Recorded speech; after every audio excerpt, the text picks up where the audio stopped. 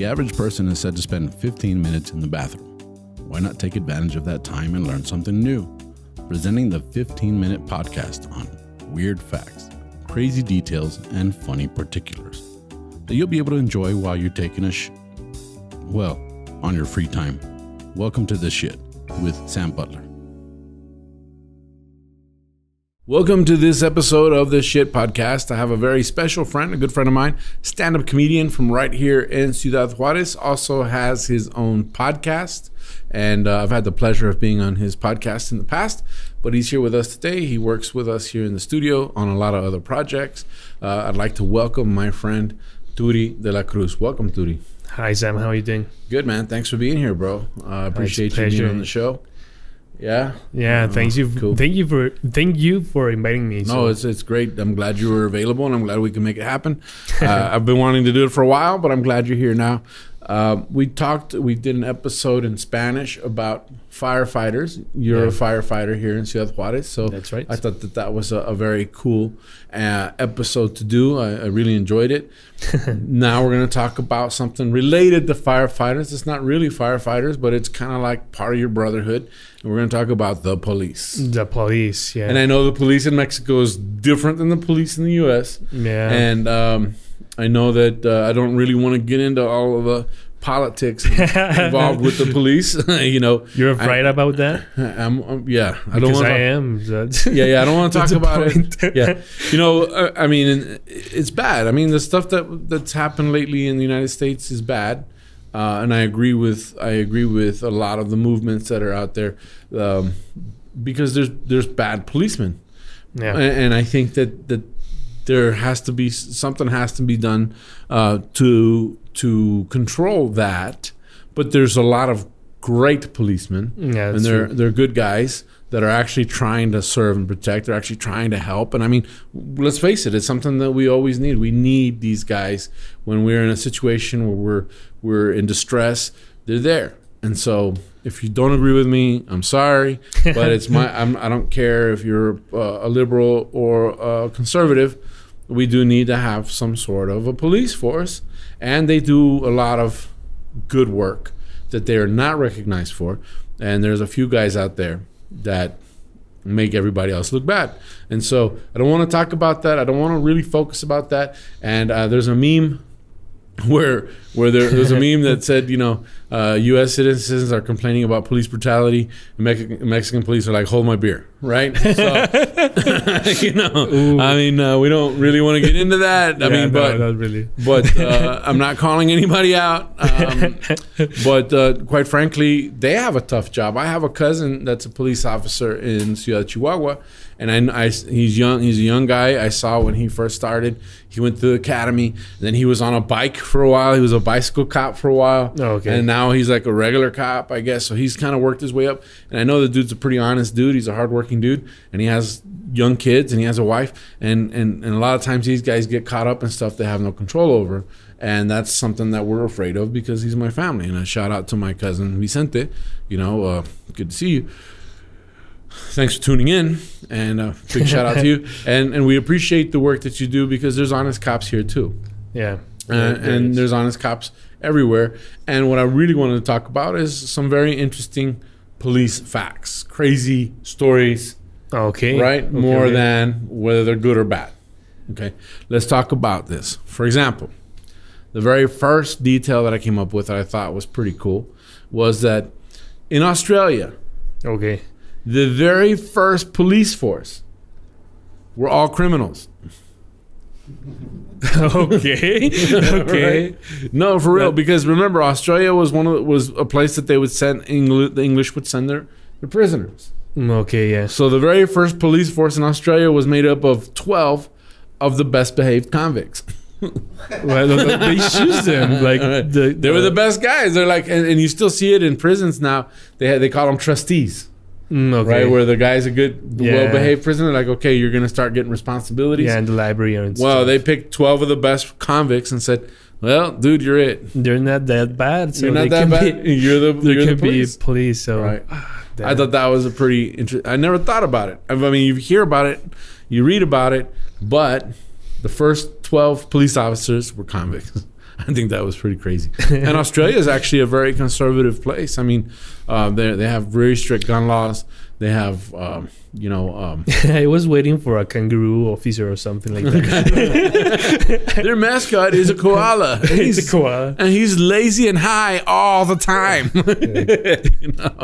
No, but yeah. 12. The 12, they were convicts. So I think that's pretty awesome. Now, you guys, firefighters, it's pretty obvious why you guys are associated with red. Yeah. Fire. Right? That's Red, right. orange, whatever. And I know a lot of fire departments around the world have like yellow fire pumpers, and they use neon colors because it's more of an emergency service. Yeah, it depends of the type of emergency. So there's like chemical accidents and all that stuff. So there are different colors. Yeah. But policemen are known to wear blue. Blue, yeah. Yeah, I was thinking about black. Blue. I don't know why. Yeah, because you live in Mexico and you used to seeing these commando police officers everywhere.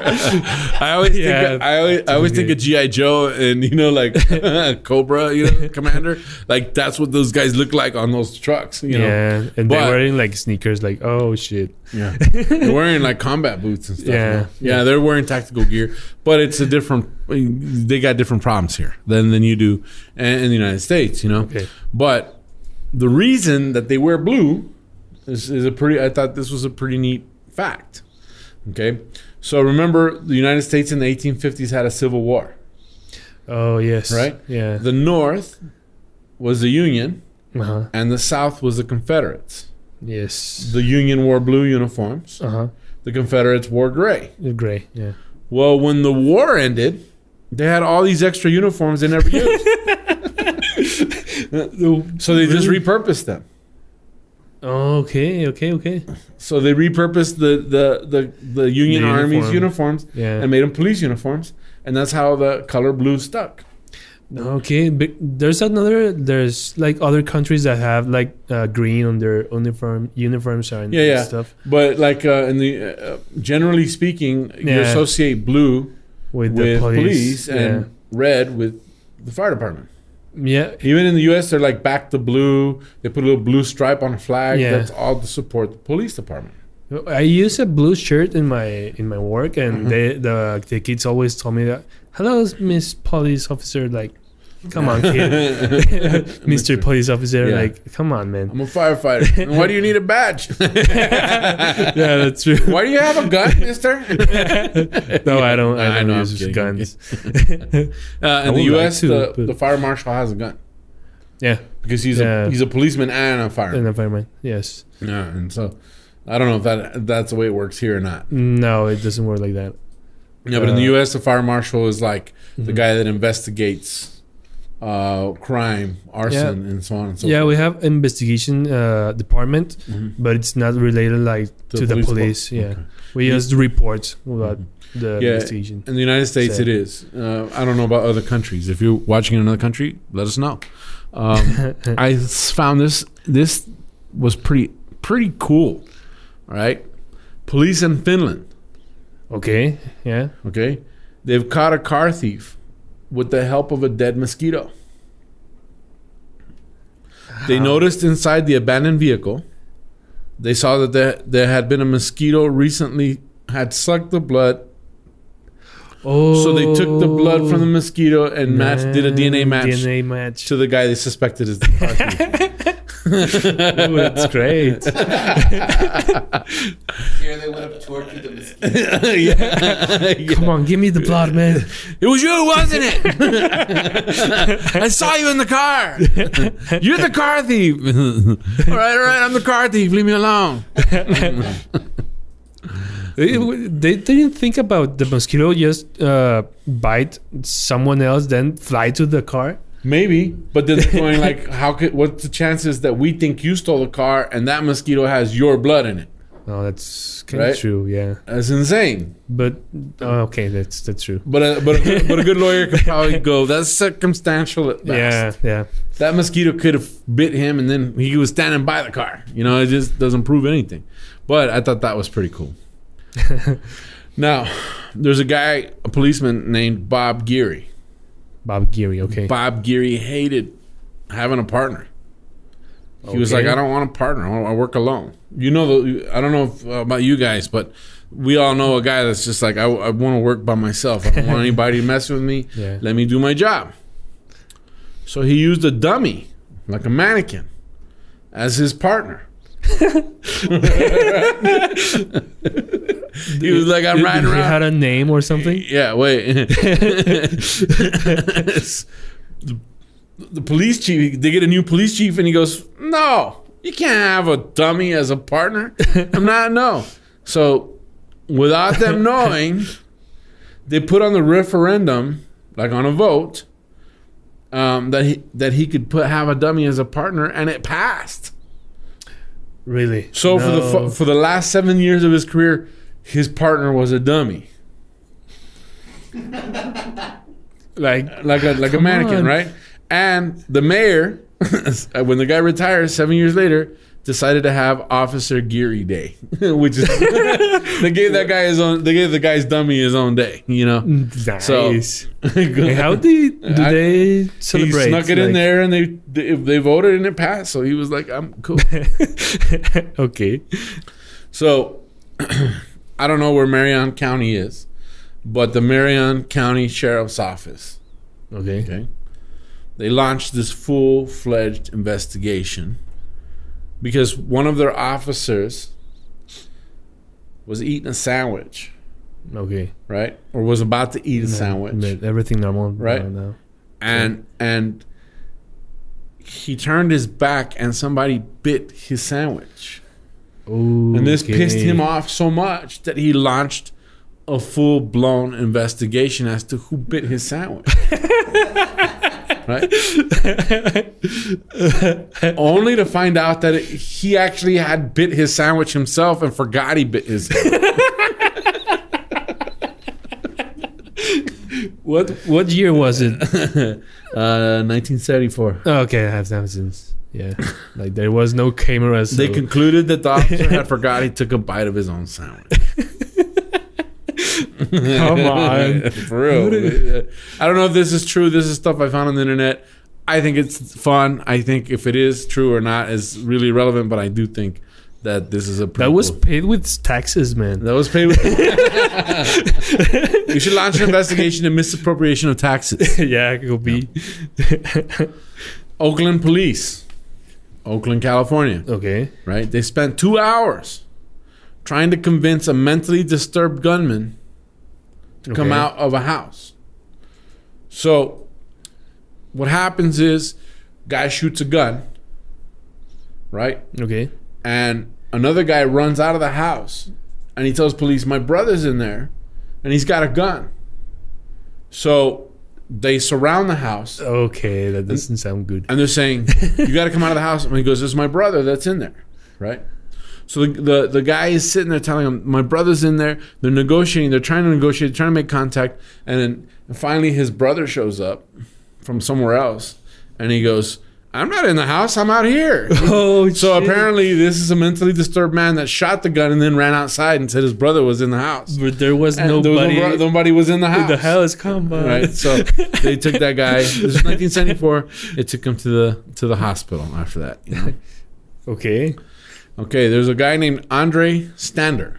He was a police officer from South Africa. I thought this was pretty cool. And there's apparently a movie called Stander. Now I got to look it up because I got to watch it. Okay. Well, Andre Stander, a South African police officer, robbed almost 30 banks. Sometimes he would rob the bank during his lunch hour. Like, okay, I have 20 minutes. Let's rob a bank. And then he would return to the crime, the scene of the crime, as the investigating officer. Oh shit! Damn. He was like, hey, nope, got no leads. He was caught, but then he escaped. So once he was caught and he escaped, he formed a gang and robbed more banks. Okay. So eventually, he made his way to Florida under a false identity. There was all kinds of Interpol bulletins on the guy, and he gets killed in Florida. Oh, shit. Well, apparently there's a movie called Standard. Now I gotta watch this movie. I googled Andre Standard. Cool. I was looking in front, and they said, "Yeah, there's a movie about the guy. He did this." So that's gotta. Yeah. I mean, hopefully it's a good movie, right? I think that's pretty cool. Come on. Until 1996. 1996. Okay, 1996 is the last year that all of New York Police Department cars went from blue to white.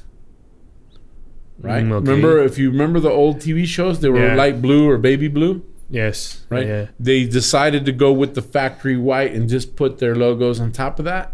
Okay. Saved $1 million. Yeah, because it's cheaper. Yeah. So if you ever wonder why a police car is white, it's a thing about saving money. You know, and then do you know why police cars are black and white?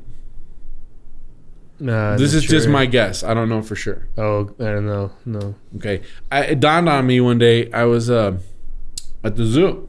Okay. And there's animals that are black and white, like the panda. Right? Okay. But there's animals that are act like zebras, right?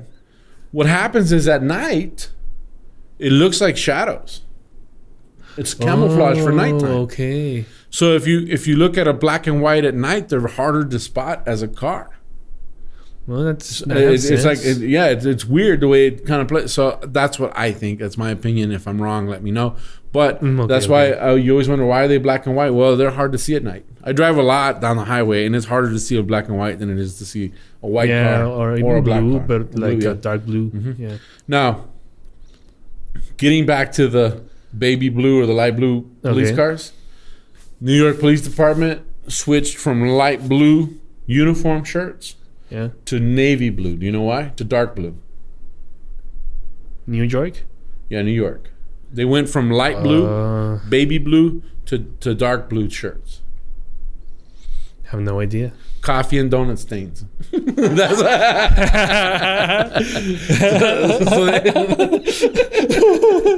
okay. For real, that's one of the details that I found. They said, "Hey, by the way, they were replaced with dark because they could hide the coffee stains."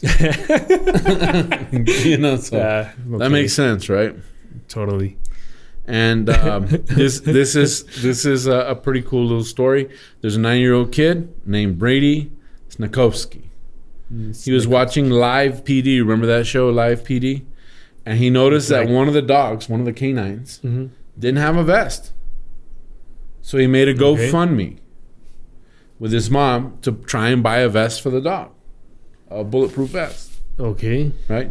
He raised $80,000. Damn. And they used that money to create an organization which is used to help police dogs.